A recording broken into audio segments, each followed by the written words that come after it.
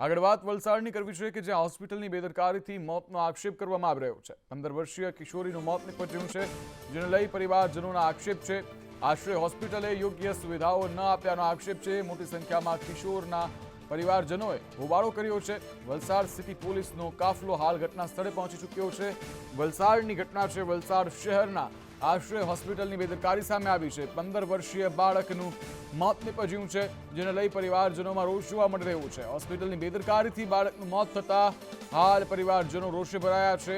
ત્યારે મોટી સંખ્યામાં પરિવારજનો હોસ્પિટલ પર ભેગા થતા પોલીસ કાફલો ખડકી દેવામાં આવ્યો છે। હોસ્પિટલ પર પહોંચ્યો છે પોલીસ કાફલો। ત્યારે વલસાડની આશ્રય હોસ્પિટલ દ્વારા સુવિધાઓ ન આપી હોવાનો પરિવારનો આક્ષેપ છે। બાળક ક્રિટિકલ થતા તાત્કાલિક અન્ય હોસ્પિટલમાં રેફર કરવામાં આવ્યું હતું, જ્યાં બાળકનું મોત થતા દર્દીના સગાઓએ હોબાળો મચાવ્યો છે। અમદાવાદમાં હત્યા કરેલ મૃતદેહ મળી આવ્યો છે। વસ્ત્રાપુરના મોહિની ટાવરમાં ઘટના બની છે। કેનેડાથી આવેલ વ્યક્તિનો મૃતદેહ મળી આવ્યો છે। ઘરમાંથી કેટલીક વસ્તુઓ પણ ગાયબ છે। ગઈકાલે કરમસદથી અમદાવાદ આવ્યા હતા। પત્નીએ ફોન કરતા મૃતકે ફોન ઉપાડ્યો ન હતો। પોલીસે તપાસ કરતા ઘરમાંથી મૃતદેહ મળી આવ્યો છે। પોલીસે સમગ્ર મામલે વધુ તપાસ હાથ ધરી છે। ટાવરની ડી બ્લોકની અંદર આંખમાં મળે એક જે અંકલ રહેતા છે તેનું સકમન હાલતમાં મોત ગયેલું છે। એ મેસેજ આધારે વસ્ત્રાપુર પોલીસ સ્ટેશન તાત્કાલિક સ્થળ ઉપર પહોંચી અને ઇન્વેસ્ટિગેશન ચાલુ કરે છે। અને જે ડેડ બોડી મળેલી છે એનું આપણે ફોરેન્સિક સાયન્સ તરફથી પીએમ કરવાનું હાલ પ્રોસિજર ચાલુ છે। અને અલગ અલગ ટીમો બનાવી અને હાલ વસ્ત્રાપુર પોલીસ સ્ટેશન આ તપાસ ચલાવી રહી છે।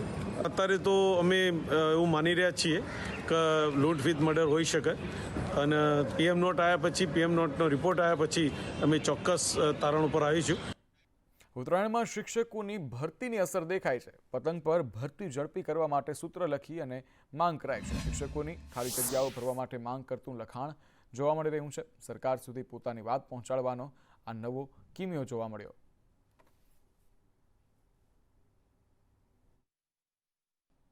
વડિયા વિસ્તારમાં નર્મદાના પાણીની લાઇનને લઈને કામગીરી ખેડૂતો માટે પરેશાન લાવી છે। પાણીની લાઇનની કામગીરીને લઈ ખેડૂતોના પાકમાં નુકસાન થતા રોષ જોવા મળ્યો છે।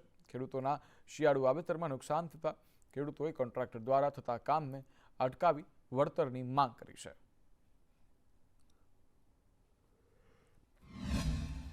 હવે આ લોકો એમ કહે છે કે નર્મદાની લાઈન આવવાની છે, બરોબર? તો ખેડૂત એમ કહે છે કે ભાઈ આ પાક ઉત્પાદન લેવાઈ જાય ને બધું કંઈક થોડુંક ચોખ્ખું થઈ જાય તે પછી કામ તમે ચાલુ કરો તો અમારે નુકસાની નહીં એમ। અને એ કે નહીં, કામ અટકશે નહીં, બરોબર? અને એને કાંઈ જાણ નથી આપી, નથી નોટિસ કોઈને આપી કે કોઈ વસ્તુ એને કાંઈ જાણ ખેડૂતને કરી નથી અને કામ ચાલુ કરી દીધું છે। તો સરકાર પાસે તો અમારી એક જ માંગ છે કે અમારો આ પાક પહેલા અમારો લેવાઈ જાય, બરોબર? ને એનું જે કાયદેસર કોઈ ધાણા હોય તો એનો નિયમ તો હોય ને કે ધાણામાં આટલું વળતર દેવું, ઘઉં હોય તો એમાં આટલું વળતર દેવું, ડુંગળી લસણ હોય તો આટલું વળતર દેવું। એને કોઈ જાતની કોઈ જાણ કોઈને કરી જ નથી કે કયા પાકમાં કેટલું વળતર દેવું। વગર કોઈને પૂછ્યું નથી, કામ ચાલુ કરી દીધું પૈસા વગર। જમીન ખોદી નાખી છે ઊભા પાકમાં। કેટલા 50 ખેડૂતનું છે થઈ નથી હોતી। નોટિસ બોટિસ કોઈ વસ્તુ આપી નથી, એને જાણ નથી કરી। અમારે અહીંયા ઊભો પાક છે એમાં એણે મશીન ચાલુ કર્યું છે, નર્મદાની લાઈન નીકળી છે એમાં, અને અમને કોઈ નોટિસ આપી નથી, કોઈ જાણ કરી નથી। તો આનું વળતર કઈ રીતે આપવું, કઈ રીતે નહીં, એ કંઈ કીધું નથી અમને, અને ડાયરેક્ટ ચાલુ કરી દીધી છે। તો અમારે આનો નિર્ણય શું લેવો, અમારે શું અભિપ્રાય કરવો? અને અમે ખેડૂત બધા ભાઈઓ ભેગા થયા છે, અહીંથી 50 જણા છે, અને કામ અટકાવ્યું છે, અને જરૂર પડે તો અમે કાર્યવાહી કરશું। અત્યારે આ નર્મદાની લાઈનનું ખોદકામ ચાલુ છે। કોઈ ખેડૂતને પૂછવામાં ન થયું, કોઈને કાંઈ નોટિસ આપવામાં આવ્યો નથી। આ 1 વર્ષ પહેલાં મરોડા ગામ પાસે કામ ચાલુ થયું હતું, ત્યારે કોર્ટમાં કેસ દાખલ કરવામાં આવ્યો હતો, ત્યારે અટકાયત કરવામાં આવી હતી। અહીંયા કોઈને જાણ કરવામાં આવી નથી, ત્યારે અમારા લાઈનનું કામ અટકાવવાનું છે। મોરોડા પાસે પણ ખેડૂતોનું ખેતર આ જ રીતે ખોદકામ ચાલુ કર્યું હતું, અને આ કોર્ટમાં કેસ દાખલ કરતા અટકાયત કરવામાં આવી હતી। બનાસકાંઠા જિલ્લાના વિભાજન બાદ ધાનેરા, કાંકરેજ અને દિયોદરમાં વિરોધના સૂર ઉઠ્યા છે। ત્યારે ધાનેરા તાલુકાને થરાદમાં નહીં પરંતુ બનાસકાંઠામાં જ રાખવા માટે અનોખો વિરોધ કરવામાં આવ્યો છે। ઉત્તરાયણના દિવસે આ વિરોધ કરવામાં આવ્યો છે। ધાનેરા હિતરક્ષક સમિતિ દ્વારા આજે ઉત્તરાયણના પર્વ નિમિત્તે પતંગ પર મુખ્યમંત્રીને પત્ર લખ્યો હતો અને માંગ કરી હતી કે ધાનેરા તાલુકાને બનાસકાંઠા જિલ્લામાં જ યથાવત રાખવામાં આવે. હિતરક્ષક સમિતિ દ્વારા પતંગ પર મુખ્યમંત્રીને પત્ર લખી પતંગ ચગાવવામાં આવ્યો હતો. ધાનેરાને બનાસકાંઠા જિલ્લામાં જ રાખવા માંગ કરી પતંગ વડે અનોખો વિરોધ નોંધાવવામાં આવ્યો છે. મકર સંક્રાંતિ પર્વ નિમિત્તે ઉત્તરાયણના દિવસે લોકોએ પતંગ ચગાવીને વિરોધ દર્શાવ્યો છે કે આપણી ડાયરેક્ટ વાત ન સાંભળે તો કદાચ પતંગ દ્વારા પણ આ સિસ્ટમ દ્વારા એક કામ થાય અને ધાનેરા બનાસમાં જ રહે એવી ઉગ્ર માંગ છે. અને લોકોએ પણ આજે ધાનેરા જૂના બસ સ્ટેન્ડની અંદર ભેળા થઈ સૂત્રોચ્ચાર સાથે એક માંગ મૂકી છે કે કોઈ પણ પરિસ્થિતિમાં અમને બનાસકાંઠામાં જ રાખે તો જ લોક કલ્યાણ થાય અને લોકો પણ રાજી રહેશે. જે મકર સંક્રાંતિ ઉત્તરાયણ નિમિત્તે અમે આજે ભેગા થઈ અને મુખ્યમંત્રી સીએમ ભૂપેન્દ્ર પટેલ સાહેબને એક પત્ર દ્વારા અમે એ કહેવા માગીએ છીએ કે ધાનેરા તાલુકાને બનાસકાંઠા જિલ્લામાં રાખવામાં આવે એવી અમારી ધાનેરા તાલુકા હિતરક્ષક સમિતિ દ્વારા અને આખા તાલુકાની અને પ્રજાની માંગ છે.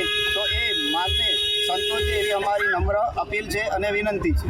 પત્ર ઉપર એવો લખવામાં આવે તો માનનીય મુખ્યમંત્રી સીએમ ભૂપેન્દ્રભાઈ સાહેબ અમારી ધાનેરા તાલુકાની પ્રજાની માંગ છે કે ધાનેરા તાલુકાને બનાસકાંઠામાં રાખવામાં આવે એ રીતનો પત્ર અમે પતંગને અમે લખી અને ગાંધીનગર એમને મોકલ્યો છે.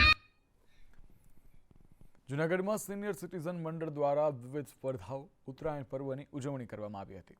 જેમાં પુરુષોની સ્પર્ધામાં અશોકભાઈ પ્રિતમાણીએ 5 મિનિટમાં 8 લાડુ ખાઈ પ્રથમ નંબર મેળવ્યો હતો. જ્યારે બહેનોમાં પણ રમાબહેને 7 લાડુ ખાઈ પ્રથમ નંબર મેળવ્યો હતો.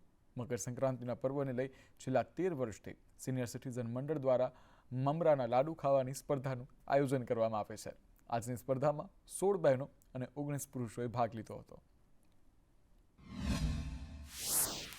અમારી સંસ્થાએ આજે IMA હોલમાં મમરાના લાડુ ખાવાની હરીફાઈ રાખેલ છે. આ ઉપરાંત બીજી રમતોની પણ હરીફાઈ રાખેલ છે. આ મમરાના લાડુની હરીફાઈમાં સ્ત્રી અને પુરુષની અલગ અલગ હરીફાઈ થાય છે.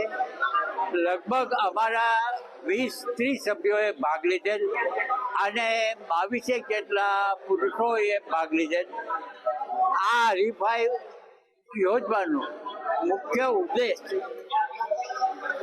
વૃદ્ધોમાં એક જાતની ખુમારી અને જીવનના હકારાત્મક અભિગમ વધે એ પ્રકારનું છે.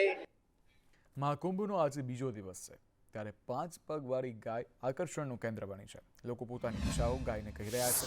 ગાયને લોકો શિવજીનો આશીર્વાદ માની રહ્યા છે.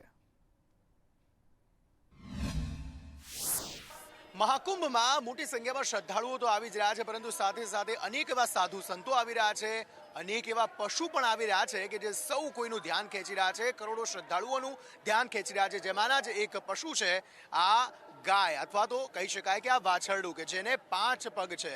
આ ગાય અથવા તો વાછરડું જે રાખી રહ્યા છે તેમનું એવું માનવું છે કે આ જે નંદી છે, જે શિવજી જેના પર બિરાજમાન થાય છે તે તેના જ અવતાર છે અને ખાસ આમની પૂજા કરવાથી, આ વાછરડાની પૂજા કરવાથી मनोवांछित फलની પ્રાપ્તિ થવાની જે માન્યતા છે તે પ્રવર્તી રહી છે. जब लोग इसकी पूजा करते हैं तो क्या ऐसा कभी हुआ है कि लोग वापस आके बोलते हैं कि हमारी जो इच्छाएं थी वो पूरी हुई है? उससे भेंट ही नहीं होता महादेव जी.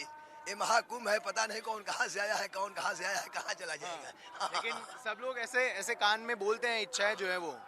हाँ वो बोल कान में बोलते हैं कि नंदी बाबा से बोलेंगे तो जाके महादेव जी से कह देंगे, इसलिए कि उनके वाहन है तो जरूर नंदी बाबा जाके शंकर जी से कहेंगे.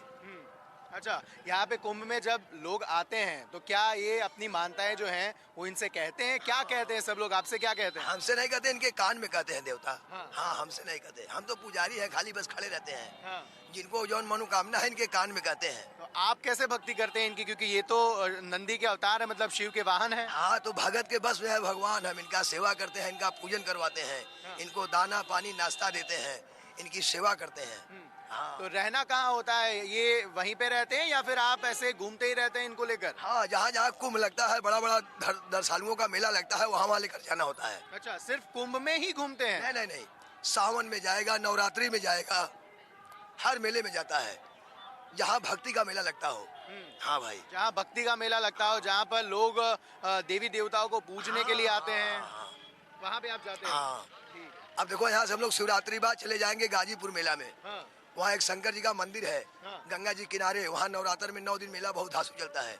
हम 9 दिन वहाँ रहेंगे। फिर इस सावन में देवघर चला जाता है, बाबा बैजनाथ धाम, झारखंड बिहार जाता है। इसी तरह साल के 12 मास घूमते रहते हैं। अच्छा, चलिए शुक्रिया અમારી સાથે વાત કરને के लिए। તો ચોક્કસપણે અહીંયા મહાકુંભમાં અલગ અલગ જે સાધુ સંતો છે તે તો આકર્ષણનું કેન્દ્ર છે જ, પરંતુ સાથે આ જે નંદી મહારાજ છે, જે શિવજીના વાહન છે, તે પણ હાલના સમયે મહાકુંભમાં આકર્ષણનું કેન્દ્ર બન્યા છે અને સૌ કોઈ અહીંયા આવીને આ નંદી મહારાજને નમન કરીને પોતપોતાની ઈચ્છાઓ જે છે તે પ્રગટ કરી રહ્યા છે અને કુતૂહલવશ એ જોઈ રહ્યા છે કે કેવી રીતે તેમને 5 પગ છે। કેમેરામેન વિજય ભરવાડ સાથે હું અંકિત મહેતા, સંદેશ ન્યૂઝ, પ્રયાગરાજ। માયાભાઈ આહિરને સાહિત્ય વિભૂષણથી સન્માનિત કરાયા છે। સભાપતિ પ્રેમગીરી મહારાજના હસ્તે પદવીથી સન્માનિત કરાયા છે। પ્રયાગરાજમાં ચાલતા મહાકુંભ દરમિયાન તેઓને સન્માનિત કરવામાં આવ્યા છે।